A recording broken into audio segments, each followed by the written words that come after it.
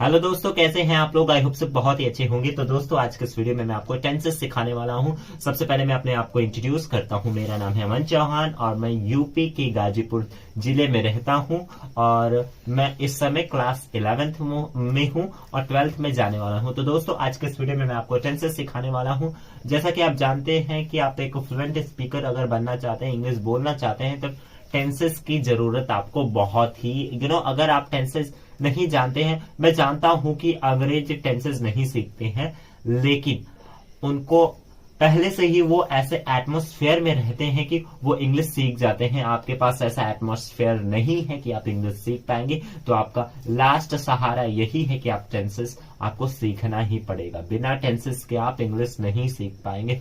हाँ, मान लेता हूं अगर बिना टेंसेस के भी आप इंग्लिश सीखेंगे तो आपको हमेशा डाउट रहेगा कि मैं कहीं गलत तो नहीं बोल रहा। तो चलिए, आज के इस वीडियो में मैं आपको टेंसेस सिखाने वाला हूं। इससे पहले अगर आपने मेरे चैनल को सब्सक्राइब नहीं किया है तो प्लीज सब्सक्राइब कर लीजिए एंड बेल के आइकन को प्रेस कर दीजिए एंड वीडियो को एक लाइक तो कर ही दीजिए। तो दोस्तों, सबसे पहले हम टेंस की हिंदी जानते हैं और टेंस किसे कहते हैं। तो चलिए शुरू करते हैं। टेंस की हिंदी होती है काल। अब ये मत सोच लेना कि कौन सा काल, मैं बताना चाहता हूं जो वर्ब के समय को दर्शाता है कि कौन सा काम कब हुआ है। मतलब जैसा कि मैं बोल रहा हूं, मैं कल स्कूल गया था ना, ये बात बीत चुकी है। मैं अभी आपको पढ़ा रहा हूं, ये बात अभी चल रही है। मैं फिर से कल स्कूल जाऊंगा क्योंकि कल मेरा एग्जामिनेशन है। मैं कल फिर से स्कूल जाऊंगा, ये भविष्य की बात हो रही है। ऑब्वियसली बात है, ये आपको पता ही होगा। तो चलिए, जो वर्ब के समय को बताता है वही टेंस कहलाता है। प्रेजेंट टेंस क्या होता है? प्रेजेंट टेंस जो अभी काम चल रहा है। क्या? जैसे कि मैं यहाँ पर एक सर्कल ड्रॉ कर रहा हूं, सर्कल बना रहा हूं ना, ये अभी मैं बना रहा हूं, सर्कल बना रहा हूं। तो ये कौन सा अभी चल रहा है, तो ये प्रेजेंट टेंस है। अब पास्ट टेंस, मैंने आपसे बोला था कि प्लीज मेरे चैनल को सब्सक्राइब करिए, वो बात बीत चुकी है ना। वो कौन सा है? Past tense. और फ्यूचर टेंस, कुछ टाइम बाद आप ये वीडियो को एंड करके फिर कुछ भी करेंगे आप, वो क्या? फ्यूचर टेंस है। कुछ दिनों बाद मेरा न्यू वीडियो आएगा, वो फ्यूचर भविष्य की बात है। तो ऑब्वियसली बात है, आपको समझ में आ रहा होगा। तो चलिए, मैं प्रेजेंट इंडेफिनिट के बारे में आपको बताने जा रहा हूं। तो दोस्तों, जैसा कि आप देख सकते हैं यहाँ पर 12 टेंसेस हैं। टेंसेस 12 होते हैं, लेकिन आज के इस वीडियो में मैं आपको 12 तो नहीं बता पाऊंगा क्योंकि मेरे पास उतना टाइम नहीं है और वीडियो बहुत ही लंबी हो जाएगी। तो चलिए, प्रेजेंट इंडेफिनिट के बारे में बताता हूं।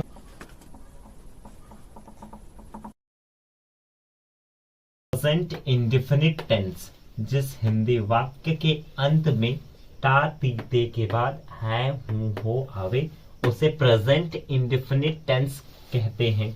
जैसे मैं पढ़ता हूं, वह स्कूल जाता है, हम पढ़ाई करते हैं। जैसा कि आप यहाँ पर देख पा रहे हैं, ता, लास्ट में ता आया ना। मैं पढ़ता हूं, ता के बाद क्या आया? हूं। और हम पढ़ाई करते हैं, आप देख सकते हैं, ते के बाद क्या आया है? हैं। पढ़ाई करते हैं। तो इसका ये मतलब है कि ये प्रेजेंट इंडेफिनिट टेंस है। ये आपको पहचानने के लिए दिया जाता है कि आप सेंटेंसेस को पहचान ले। अगर मैं ये कर दूं, मैं पढ़ता था, तो ये सेंटेंस प्रेजेंट इंडेफिनिट का नहीं, पास्ट इंडेफिनिट का हो जाएगा। क्योंकि यहाँ पे ता तो ठीक है, यहाँ पर भी ता है, लेकिन यहाँ पर मैंने बोला था नहीं रहना चाहिए, ता तीते होगा तो ही प्रेजेंट इंडेफिनिट होगा, नहीं तो पास्ट हो जाएगा अगर आप था कर देंगे। तो चलिए, अब मैं बताने जा रहा हूं कि कैसे बनाए।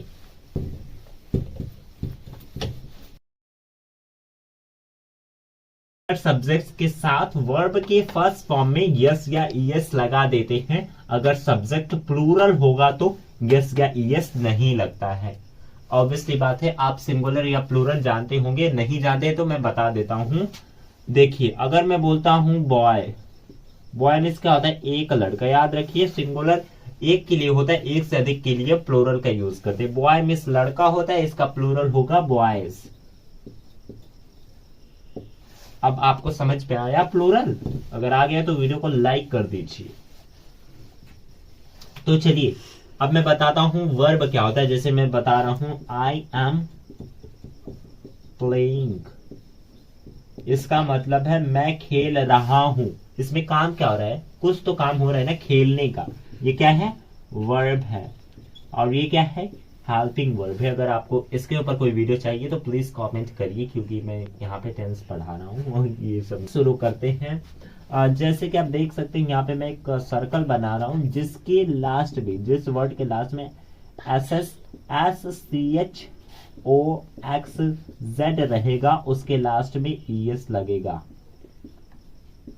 ES। लेकिन इसके भी कुछ एक्सेप्शंस हैं। उसके लिए अब मैं इसकी अगली वीडियो लाऊंगा, द नाउन नंबर, उसमें आप पढ़ेंगे इसके बारे में। तो चलिए, जैसा कि दिखा रहा हूँ, क्लास, जैसा कि आप देख सकते हैं लास्ट में डबल S आ रहा है, तो वहां पे ES लगेगा।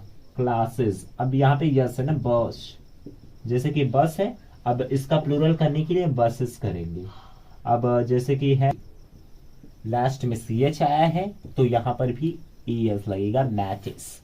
तो आपको आई थिंक समझ में आ रहा होगा। और याद रखिएगा, जिसके लास्ट में ये सब वर्ड्स नहीं होता है, जैसे मैं बोल रहा हूं, जैसे वर्ड को ही ले लो, वर्ड दिया है, इसमें कहीं D आपको दिख रहा है नहीं ना, तो इसके लास्ट में यस लगेगा।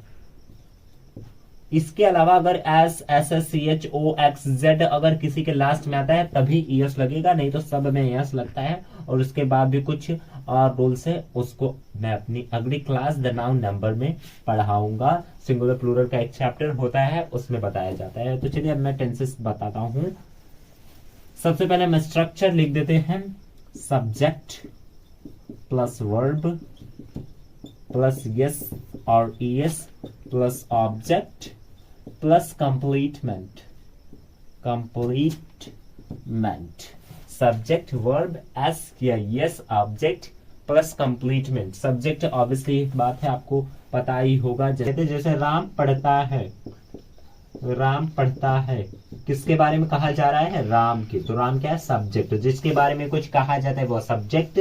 सब्जेक्ट को छोड़कर जितना भी बचता है, वो जितना भी सेंटेंस बचता है वो प्रेडिकेट। ये सब्जेक्ट हो गया, और कितना बचा, इतना, तो ये क्या है, प्रेडिकेट।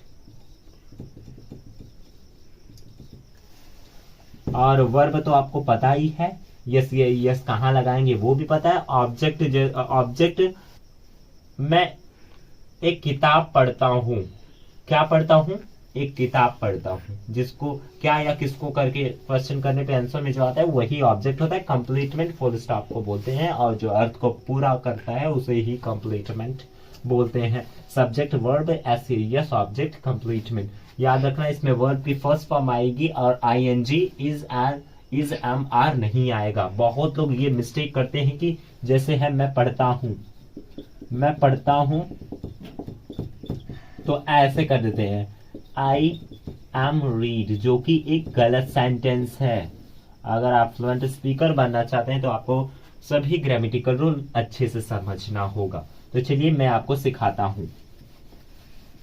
और थोड़ा ये भी याद रखिए, सिंगुलर सब्जेक्ट्स क्या होते हैं, ऊपर देखिए, ही, शी, इट, या किसी का नेम, यानी कि नाउन, सिंगुलर नाउन्स, ये सब क्या है, सिंगुलर है। सिंगुलर,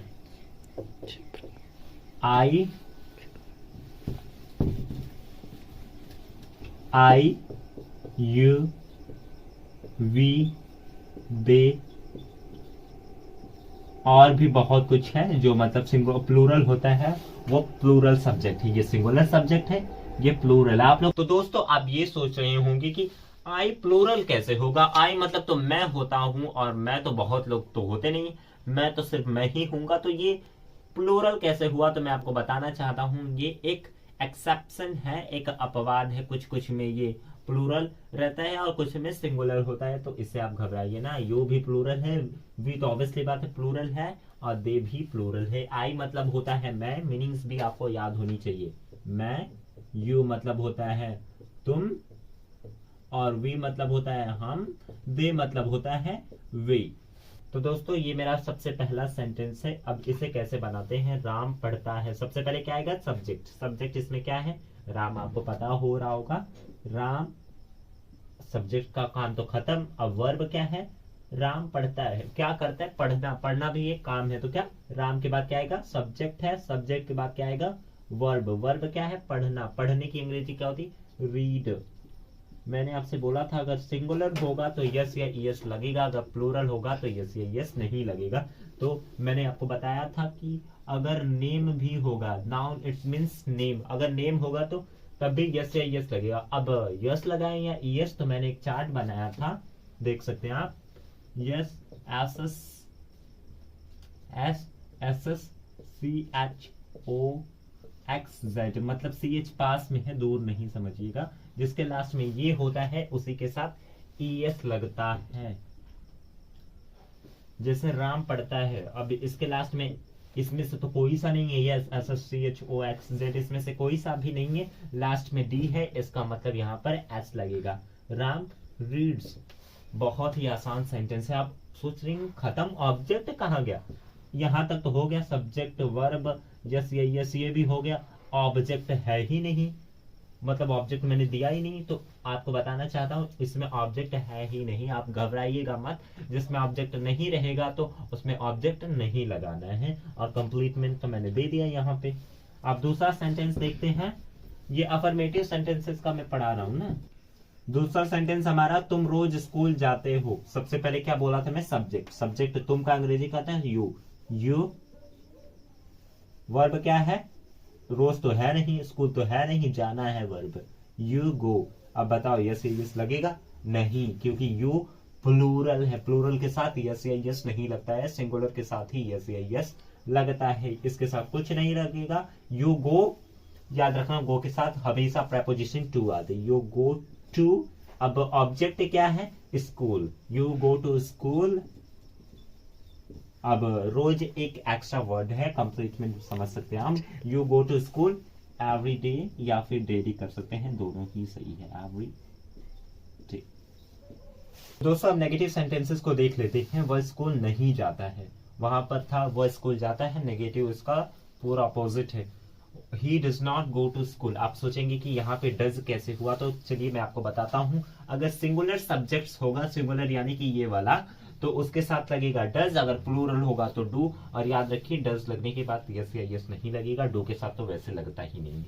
याद रखिएगा सिर्फ अफर्मेटिव सेंटेंसेस में ही यस या यस लगता है, नेगेटिव में और इंटरोगेटिव में नहीं लगता है। अब सोचेंगे होंगे कि इंटरोगेटिव में क्यों बोल रहा हूं, तो आपको बताना चाहता हूं उसका शुद्ध प्रोनाउंसिएशन इंटरोगेटिव है।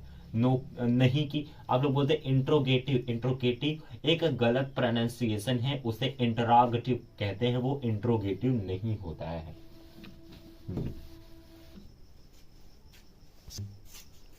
सब्जेक्ट क्या है? वह की अंग्रेजी होती है ही, और ही एक सिंगुलर है तो इसके साथ डज आएगा। ही डज नॉट गो, और गो के साथ हमेशा प्रेपोजिशन टू आती, गो टू स्कूल।